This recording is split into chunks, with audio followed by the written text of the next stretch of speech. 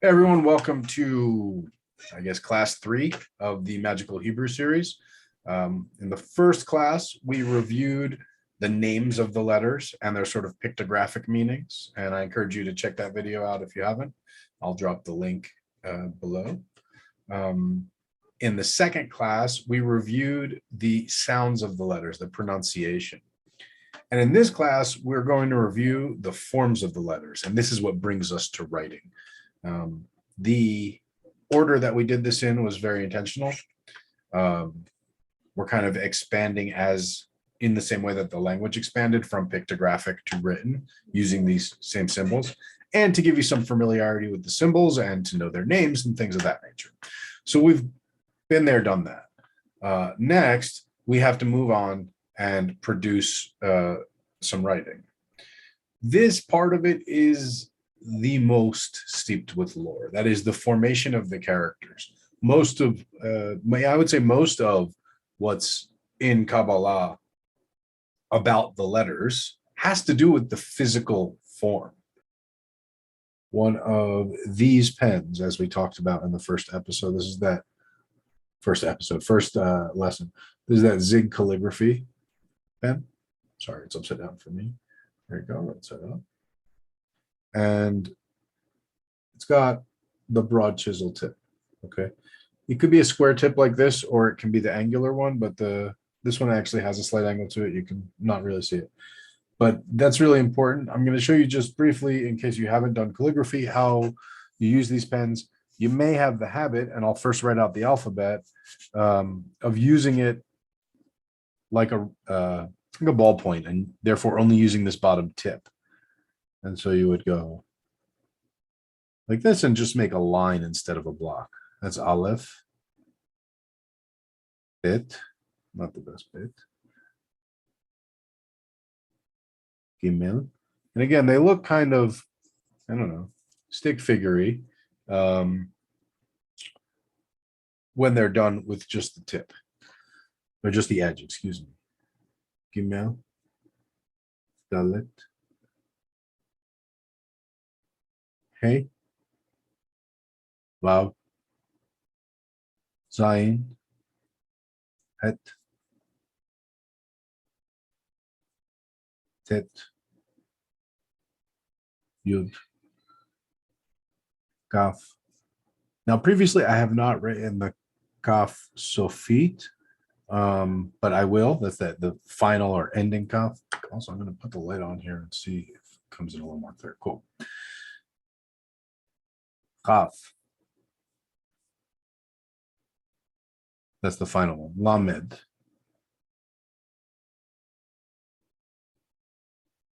Mem.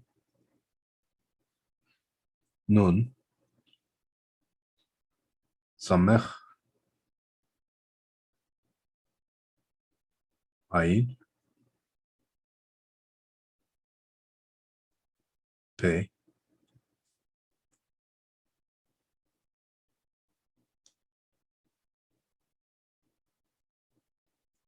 Tzadi. Kof. Resh.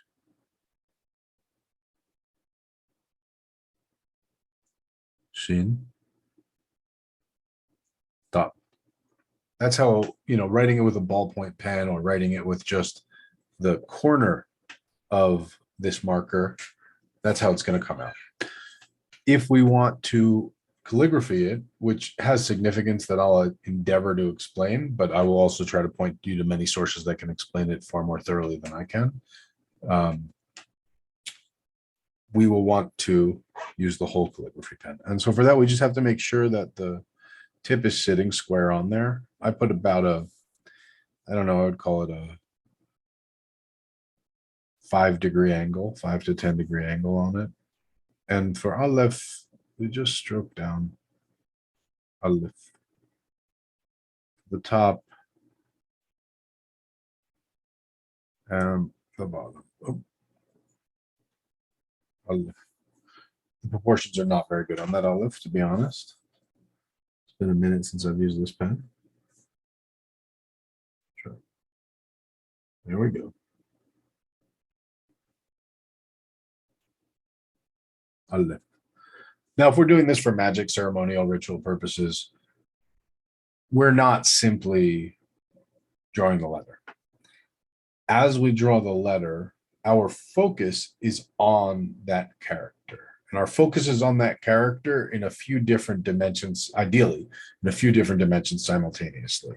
And this is the order that we've gone through our lessons here. The first is the pictographic form, a symbolic representation of that character in the context of the work that you're doing. So meaning Aleph in this case, especially as the first letter of something I'm doing, this is going to give it that power. It's the initial thrust, the initial force. It's the ox, remember, right?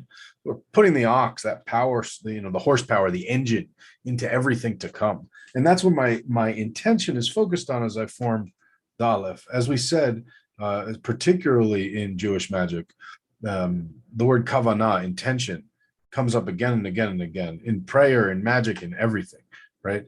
The idea that we are intentionally putting a purpose to something. And so we do that as we write. So on the first level, it's the symbolic pictographic level. On the second level, we are coming and putting our awareness around the sound. We may or may not pronounce it out loud. We will, when we complete the entire thing, pronounce it out loud. But we are certainly wrapping our minds around the sound of the letter as we're forming it, possibly mouthing it and possibly saying it out loud. When we ultimately complete a word, we will say the word. When we complete a letter, we'll intone the name of the letter, and that's the third thing we're going to focus on. The third dimension is the name of the letter, and as we're considering it, as we're writing it, we're thinking of the name of the letter, the sound of the letter, the pictographic meaning of the letter, and if we can take it one further, its context in the word or phrase. So with all that in mind, it's a lot more than just making a certain particular stick figure, particularly for magical spiritual traditions. And again, as I said in episode 1, I don't mean to impose on anyone else's tradition how to use these characters, this Aleph Bet, but I want to present it in its own context. And that is the context in which it was developed for magical, spiritual, religious, theological, thaumaturgical, and theurgical usage. So I like to present it in that context. And so starting again with this first letter, we have this stroke that comes and divides. It divides the top from the bottom. It's like a percent sign at this point, right? The first stroke, it divides the heaven from the earth. It divides the waters above from the waters below. It is the fundamental principle of division. In Kabbalah, they say that everything starts with the dot, actually. The point in space. Here we have black on white, and there's great significance given to that. And this point in space then extends to create a domain or a dimension, right? This kind of significance to each stroke makes the proper scribal writing of Hebrew, or even the proper magical writing of Hebrew, very taxing and necessitates a lot of focus. That said, let's continue. So we have our first stroke. I'm going to work off this one. It's a little more appropriate for this tip size. And then we have what we'll come to see is actually the letter Yud, a spark from above coming down. And at the same time, we have the reflection of that coming up from below. That's how I form an Aleph. That's the intention I generally put into an Aleph. There are many different traditions. As you can see, I don't have the embellishments on mine. I do not have these accents that are on Ktav Arizal and Ktav Bet Yosef. And there are other accents that I don't put on mine, but that's how I form my Aleph. I don't know if these subtleties are coming through, but I just speaking in terms of magical validity and in terms of how many factors that we're tracking in general in the making of an amulet as well, right? We don't have the luxury necessarily of being religious scribes who really just have to focus on making the letters. We're also working within a context of perhaps some astrological timing or some various other factors that we're working with, that this will be a component of a larger working or larger amulet or something of this nature, or the Hebrew could just be like preparatory to a ritual. So that said, the finer points of calligraphy, I think, can be ignored, but the basic principles and metaphysics of the calligraphic formation of the Aleph Bet, I personally find is best to study, adhere to, aspire to, right? Ideally, I would have all the time and perfection to put all the little marks on it, and you will too, hopefully one day. Okay, we'll go back to our Aleph Bet. We have our descending divider, the spark from heaven that comes down, and the responding spark from below, Aleph. Now, we have a spark that extends across the whole domain, and it descends. And from that, the domain below is formed. And we have Bet. If we're putting Tagin on, or excuse me, if we're putting the crowns on, put one there.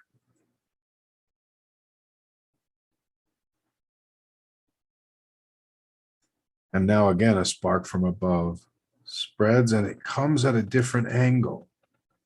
Comes at a different angle. And this in turn inspires a spark from below to ascend. Gimel.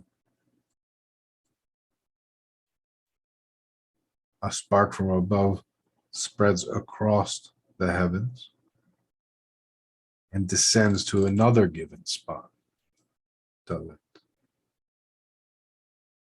Ktav Arizal, I'm doing my Ktav here, actually. I'm sorry, I'm misleading you guys. Ktav Arizal would form Gimel like this.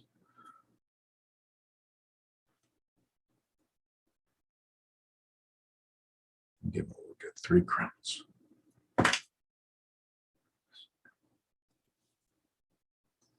See the difference? His is a Zion.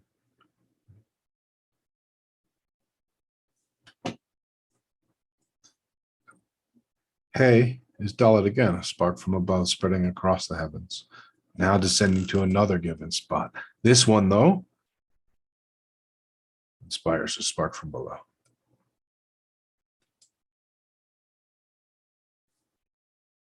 Just like happened here.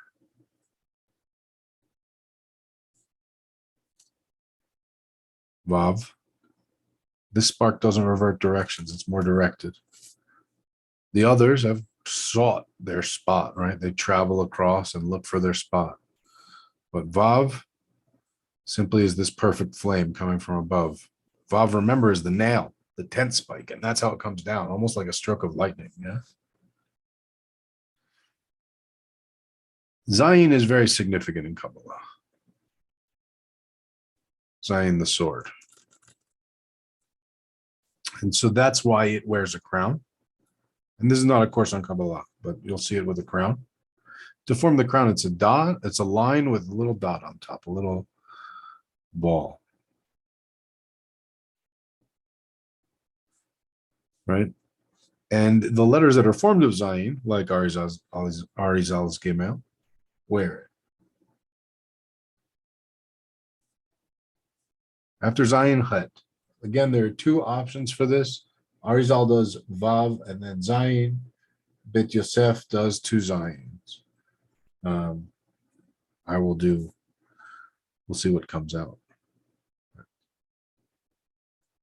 It wants to be 2 Vav, 2 Zayins, excuse me.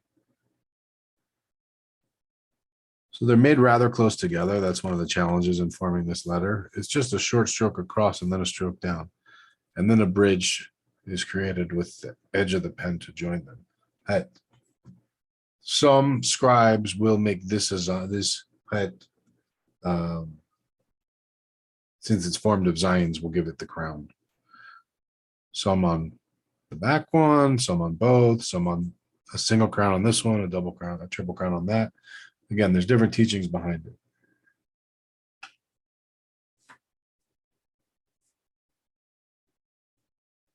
Trying to figure out which tab. I guess I'll show you basic.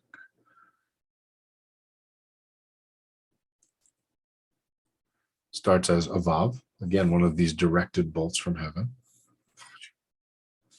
And this one spreads across all the domain, returns the energy upwards,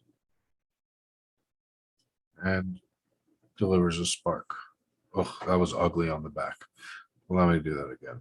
I was focusing on talking, not writing. There we go. And really, we want the proportion to be more like. That's too small for this bit, for this tip size. If we use the other size, that size would be perfect.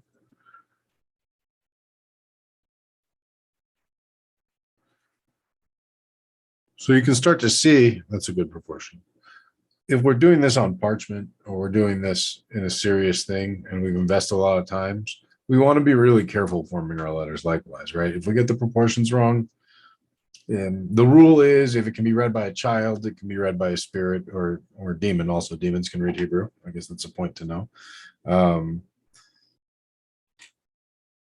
So it has to be legible to, an average child, they say. So we have Tet, Yod, just a direct spark from heaven. The thing about Yod is it's one of the fundamental forms. It's the fundamental form of Vav. So then it becomes the fundamental form of so many other letters. You'll really see there's only a couple letters. Dalet becomes the fundamental form of Hey and Bet. Vav becomes the fundamental form of Tet. And it's, again, Yud is basically the fundamental form of Vav. Zayin is a fundamental form in this particular script of Het. Sometimes it's Vav and Zayin together. Boom, make a Het. They come right after each other in the alphabet. So perhaps that's the source of that convention. Gimel takes the form of, in this script, a Vav, in this script, a Zayin, and it has a leg coming off, right? So we're really only making a few shapes here, right? There's this, and this shape is made by going down hardly enough, just an adjustment, and then coming around. Excuse me. And that's a Vav, and that's a Yud. Oh, there you go. And that's a Yud. I'm going right to left now, but that's also then a Tet, which is right here, right? And then there's a second stroke, which is harder. That's all right. And so that's one. The next basic one is what we see in Dalet, Bet, and Hey. Just a straight stroke across, a stroke down. Clean that up. Dalet. Bet gives us the same, and then there's just one on the bottom. Hey gives us the same. Oh, sorry. I'm writing it as a Resh style Hey. Cross that out. Hey gives us the same, and then it's got the spark, which is the Yud. Back to the Yud. Right? So you've got Hey.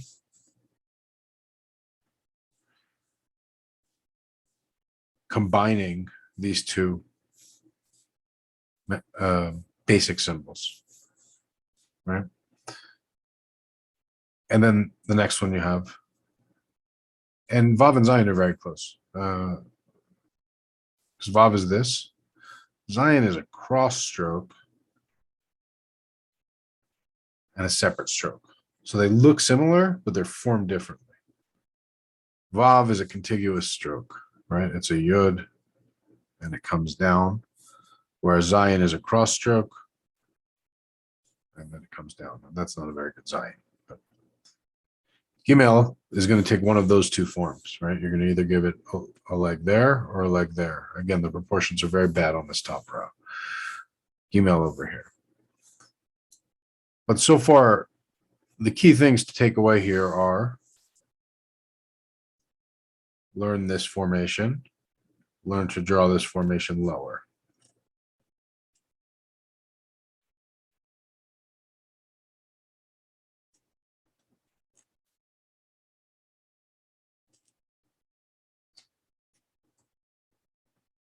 You practice it short. and you can practice it well. Once you have that shape down, you're on your way.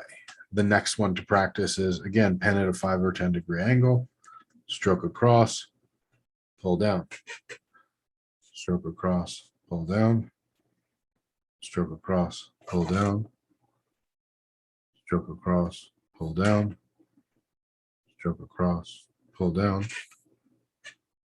The next thing to practice might be turning this shape upside down. Or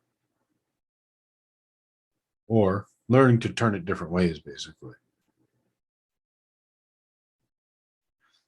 And then you can start combining them. Okay, this is all going to come in handy when you start looking at amulets, start looking at, you'll see formations like this well across many amulets. And start putting holy names together, you're going to start to see these connections more and more. In a way, the Zayin is a short version of the Dalet. Dalet gives us this as a basic shape. Zayin is the same first stroke, just not as long to the left, more directed. So you can practice that in with this.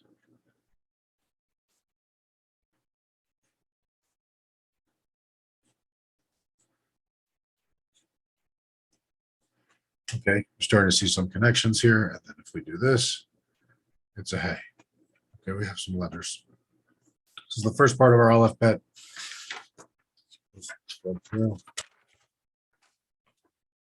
Let's look at part 2. We left off at Yud. So Kaf goes across, down, spreads across this way. Again, think of the movement of energy. Kaf, like this, is Chaf. It makes a ch sound, as we said. When we place this in here, this dot, it becomes a hard k. That said, in the Torah, and therefore totally valid for magical scriptures, it doesn't hold that there because that's considered a vowel. So you can write it just like that. When it comes to the end of a word, it just doesn't come back across, it goes deeper. It's one of the letters that goes to a lower level. Okay. Next is Lamed. Lamed starts like a Yud, a spark in the heavens. It descends one level, it spreads, and then it really comes like a stroke of lightning. Boom. Lamed. Next is Mem. Mem is basically Nun, which you'll see comes after Mem, which is formed like a Vav. And then a second piece made from a Vav. So boom, boom. Give it a bottom. Okay. Then you make another Vav starting here, and the corners touch. And this. The corners have to touch. There you go. Yeah, let's clean that up. Nice. Okay. All right. That kind of looks like a Yud, though, not a Vav, so I want to make the proportions bigger or switch to the other side.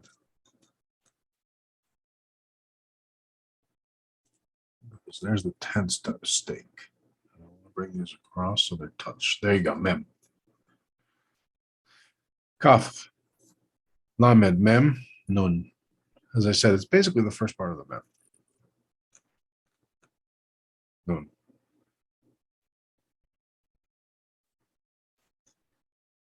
Tab Beit Yosef does it like a Zayin, so it's a crossbar.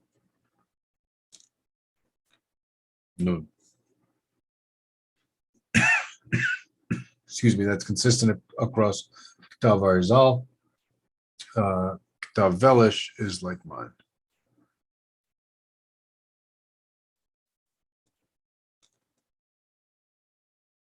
Nun. Next is Samach. Samach is again the divine source spreads across the top. And what it invites from below is it bends down, bends back up.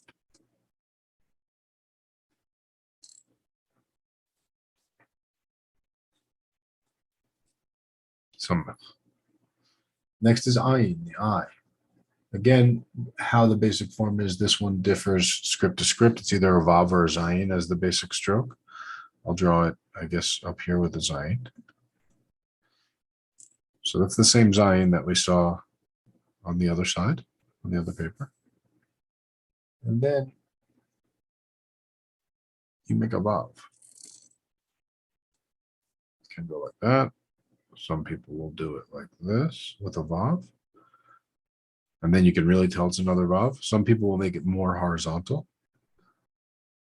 Vav like this. See, Vav.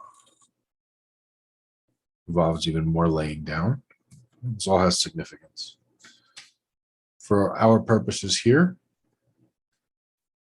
focus on the significance of that movement of energy. Okay. So I'm at Ein Pei.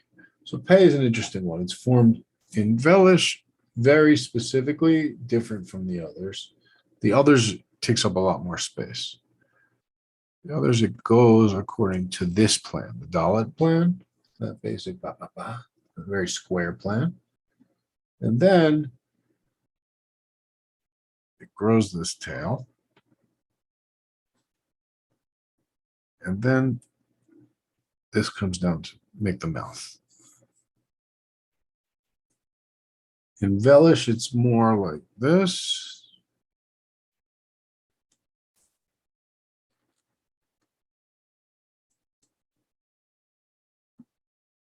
So it's really little, like this. Different options for you.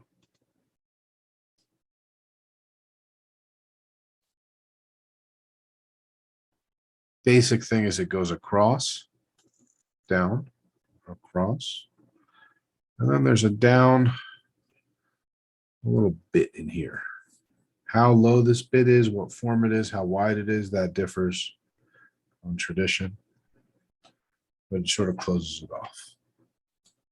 And again, we think about that movement of energy. Here's that energy spreading across, finding its spot, descending and spreading, and then a second source coming down and kind of powering the whole thing.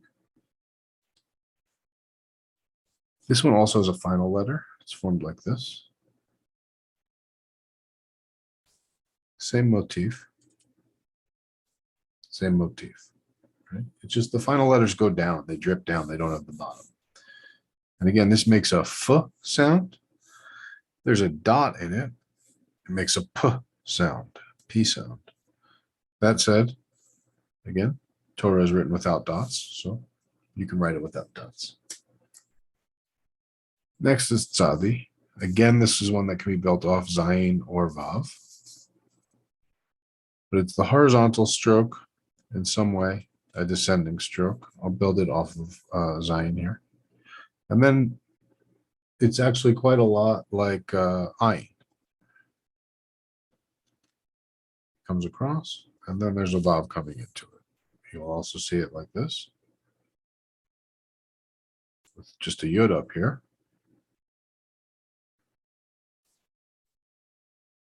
And cleaner, it'll be like this.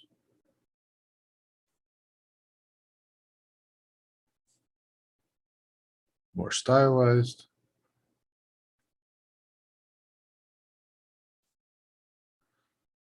Or,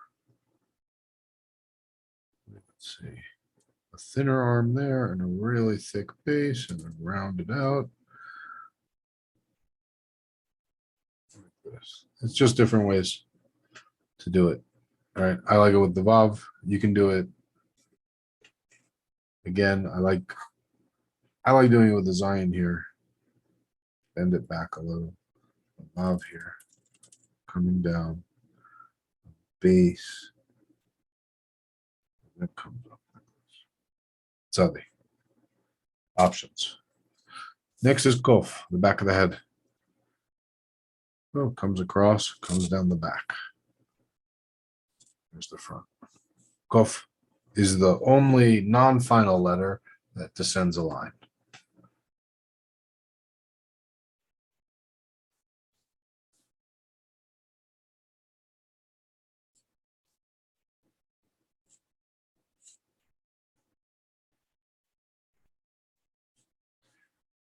got a slightly curved stroke here. The top stroke, I'm stylizing it here. Normally, it would be very like this. This would get a little thicker like this. Cleaner. And then this would be a Zion. Descends. That's how it looks when you get into, Kitab Yosef, the different Kabbalistic. So, Kuf. Next we have Resh. It's formed similar to the plan we've seen so far. It comes across and then it comes down. You can think of it like a stretched out Vav. Vav. Resh. Vav. Yud. Resh. That's basically a very old school style script with no embellishments, no stylistic choices. This is when you kind of see more ancient Hebrew documents, or even into later periods. You're going to see it written like this, where no one is not religious or perhaps magical. So it doesn't have the pen is held at about 45 the whole time, and versus it sometimes in the other script it's held straight, sometimes it's held at a slight angle, etc. And it forms the letter slightly differently. It gives it this generally rounder shape. But when you see it written like that, you can really see how these are the same. Vav is a short and down. Yud is the short and doesn't go down as far. Now Resh is just longer and then down. Right? Okay, losing track of myself here. Cool for Resh. So we'll do Resh again. Shin. This is another one where you can do a Zayin or a Vav here. I'll do it both ways. And usually these are Vavs that come in. Some people do them very much laying down like this. There's two Vavs. Sometimes this is a Vav. And these become like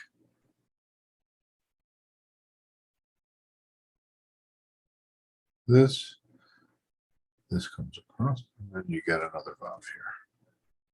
Sometimes you see it like that. Usually in spiritual context, you'll see it Zayin, Vav. Again, the Vav and the Zayin, why these letters over and over? We have the sword, and we have the tent stake.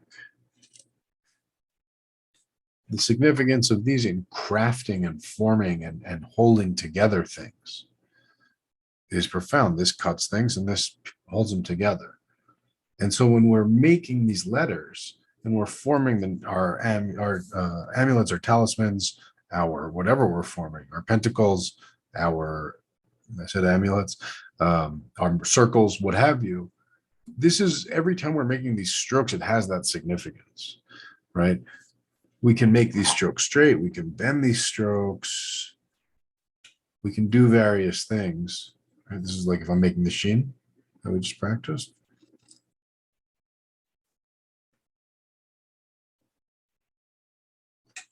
Right? Continue writing the letters. We have our last letter, Tav, the mark. Many people do it like this. Upside down Vav.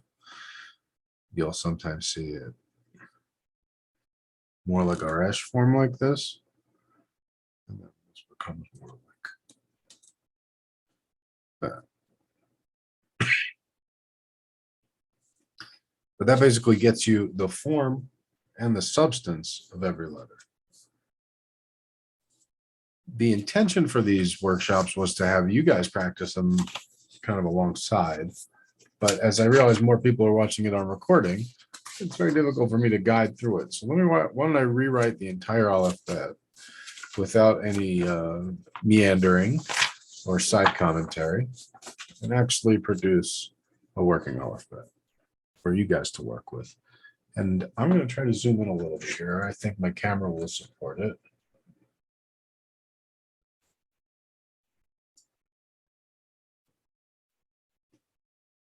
That looks fine.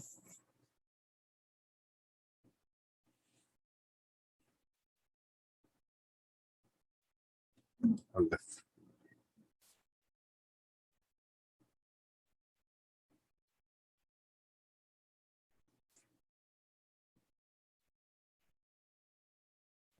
Bet.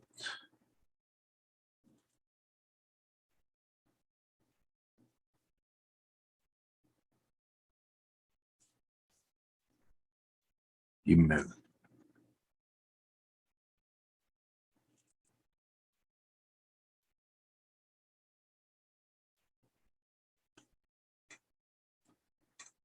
Dalet.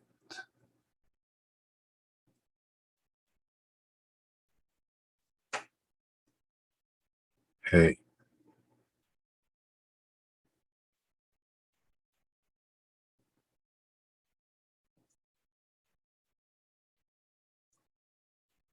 Vav.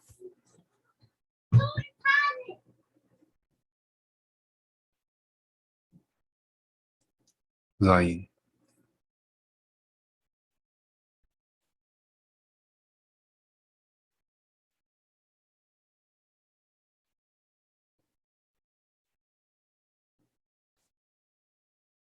Bet.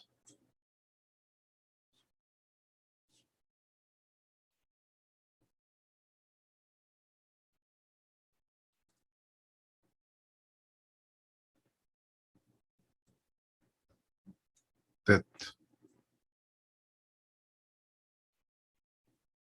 Yod.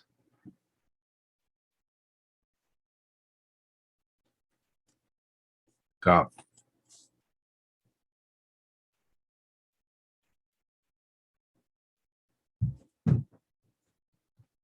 Lamed.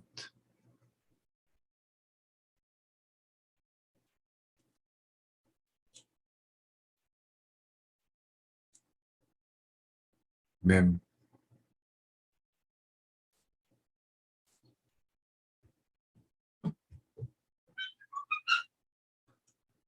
Nun.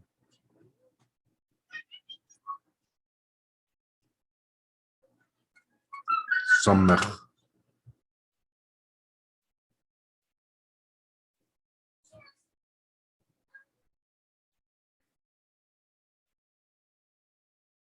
Ayin.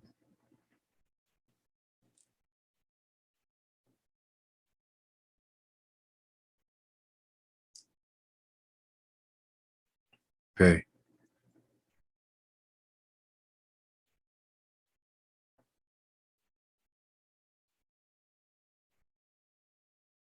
Tzadi. Kof. Resh.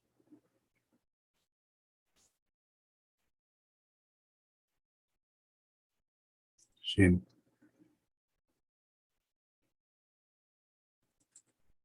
Tav.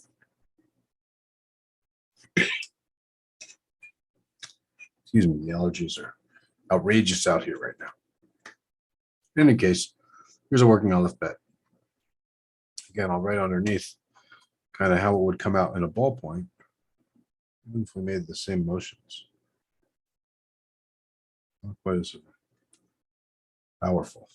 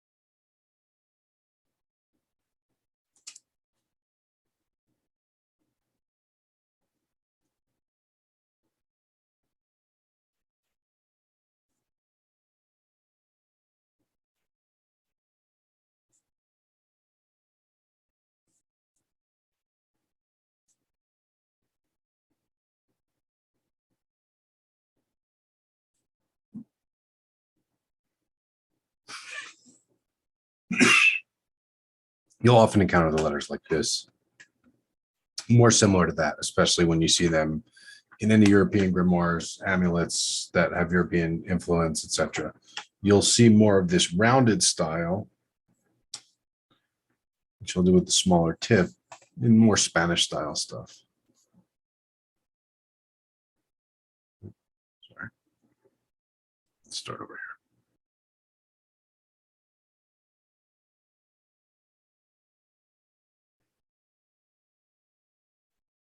here. Even Bet gets rounded.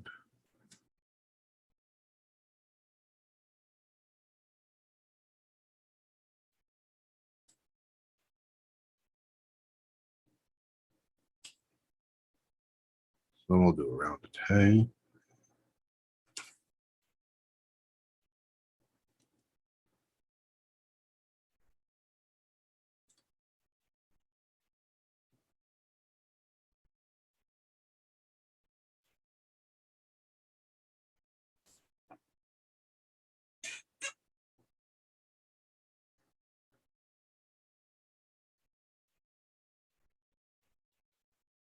And so you can see, even from those, here, we'll finish the first 10 letters.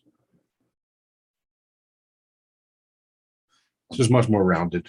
It's the same letters, it's the same script, it's the same Hebrew, just takes on a more rounded form. So how it comes out of your hand, how it comes out of your pen, the main things to consider are you placing the intention into it? The intention almost matters, or as the Kabbalists would say, the intention matters more than the form. So placing that intention into how you craft the letters is the most significant part of the practice. I'll tell you also that when you do this and are contemplating the significance of the letters, because we're just writing the alphabet out now, so they're not in any structured order except the alphabetical. When we start writing words and contemplating the significance of the letters and the movement of energies that we're stimulating and capturing with those words, then it becomes really powerful. So from here, I just want to cover some things that we haven't covered elsewhere in the preparatory series that come into understanding the significance of what we're doing when we move ahead and start building some of these amulets in the forthcoming classes. So I'd like to begin with the Gematria, that is the numeric values of these letters. Once we hit 10, so Aleph is 1, Bet is 2, Gimel is 3, Dalet is 4, Hey is 5, Vav is 6, Zayin is 7, Het is 8, Tet is 9, Yod is 10. Once we hit 10, it doubles now. Kaf is 20. Lamed is 21. I'm sorry, Lamed is 30, excuse me. Mem is 40. Nun is 50. Samech is 60. Ayin is 70. Pe is 80. Tzadi is 90. Kof is 100. Resh. So now that it's up in the hundreds, it counts by 100. So Resh becomes 200. Shin becomes 300. And Tav is 400. So I'll demonstrate some ways that these are useful. One, we can extract numerical codes from names and things like that. We'll play with that a little if we'd like. That's what we see in Common Gematria. More commonly, though, this numerical system is not esoteric in Hebrew, and it's used in table of contents and page numbering, right? So for page numbering, if it's page 123, it'll be represented as page Guf. I say 123, Kaf, Gimel.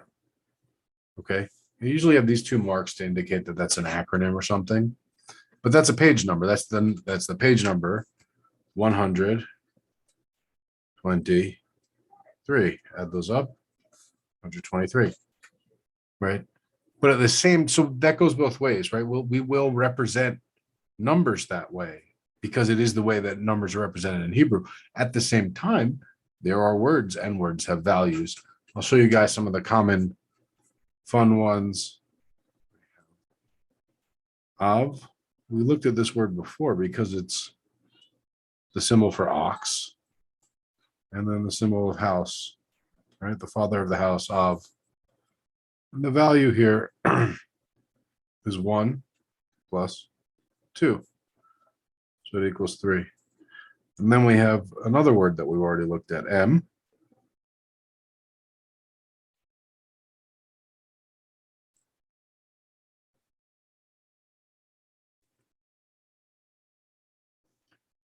And this one is 1. And we'll remember this is the final mem. Here, let me draw it over here with the mem. So the value for this is 40. So this equals 41. So Av means father, the ox of the house. Mother, the ox of water, because birth happens through water. Mother. And these produce what? So this is 41. Now we're going to write a third word.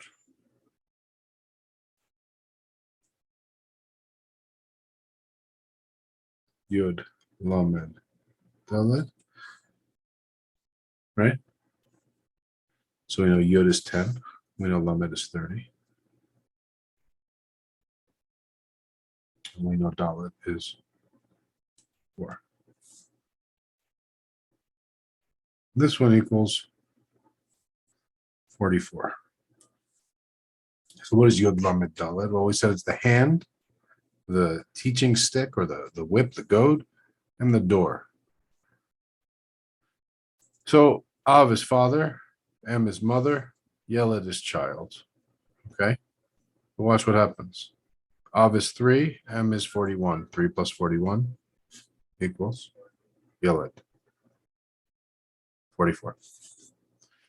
This exact same demonstration you'll see in the movie Pi, done much more dramatically, but it's a common demonstration of how Gematria works in sort of the magical construction of Hebrew. We can then come into anything and realize that any word, sentence, phrase can be represented numerically. This becomes pretty relevant for magic because it's how we construct a magic square.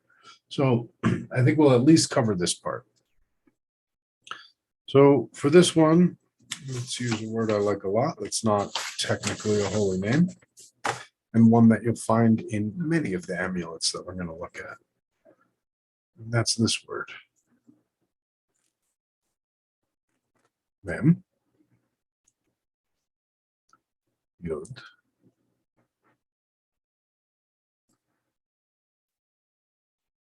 Goth. Aleph.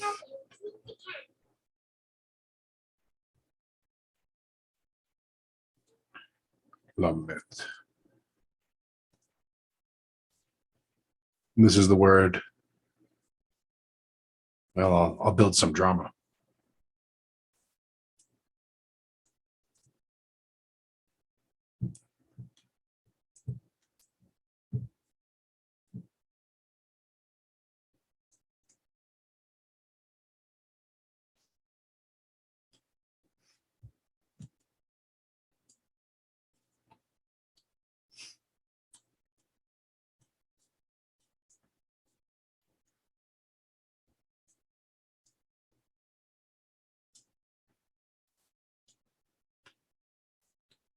Anyone?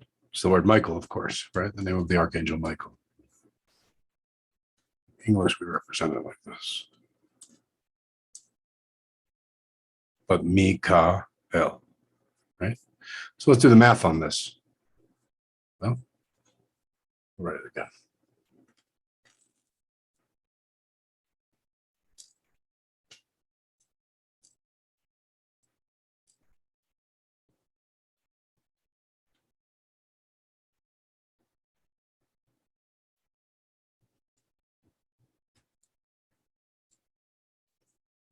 Mikael. Okay, let's do the math. 40, 10, 20, 1, 30. Anyone?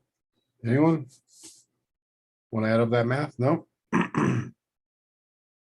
So we have 40 plus 10 is 50, plus 20 is 70, plus 30 is 100, plus 101. So some systems will call this the magic number. People will refer to it different ways. But where it becomes significant to us is when we start to make a magic square.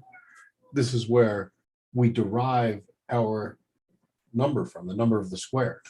I go into this in a great deal of detail in my book on Archangel Michael, Codex Archangelicus, but I'll break down the principle, I guess, for you here.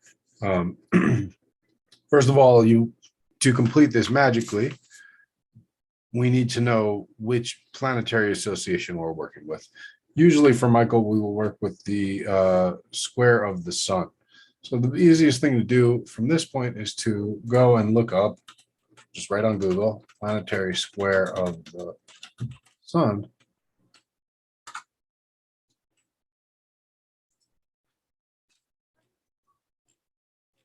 And square of the sun is a 6 by 6 square. And let me pull it up for us here in Zoom.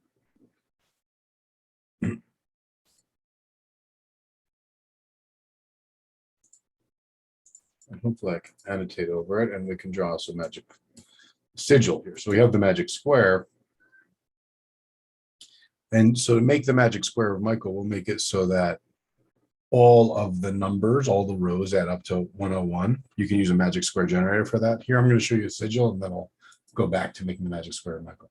So to make the sigil, you're going to find those numbers 40, 10, 20, 1, and 30, right? The numbers that we identified are the letter values of the name, and connect them, okay? If we don't have one of the numbers, for example, we're not going to have 40 here, so we'll start with 4. So we'll circle that, hopefully more skillfully than I circled that. And now, I don't believe we have 10 here. Oh, we have 10 right here. So we go right to 10. And now the next one is 20. So I actually can continue right across to 20. And now we got to look for 1. Whoops. Let's do that more clean. Now I got to go up to 1. Because that's the Aleph. And then we got to go to 30. This is 30 for me. Right beneath me, right under my nose, 30. And we'll do, some systems will put a line here. Some systems will put another circle here. If you've ever wondered how sigils are derived, that's how it's derived. The name is written in Hebrew, the name of the spirit or whatever you want to be called. And then the Hebrew is translated to its numeric value, and those numbers are in turn traced out on the appropriate planetary square. That's how sigils are derived. Now, to generate a magic square is a slightly different ordeal, and that would be the magic square of Michael, which could be used as an amulet, talisman, etc. on its own. And I'm doing it for Michael here. You can do it for anything, any spirit that you want to work with. This is the one I work with, so it's most handy for me to reference.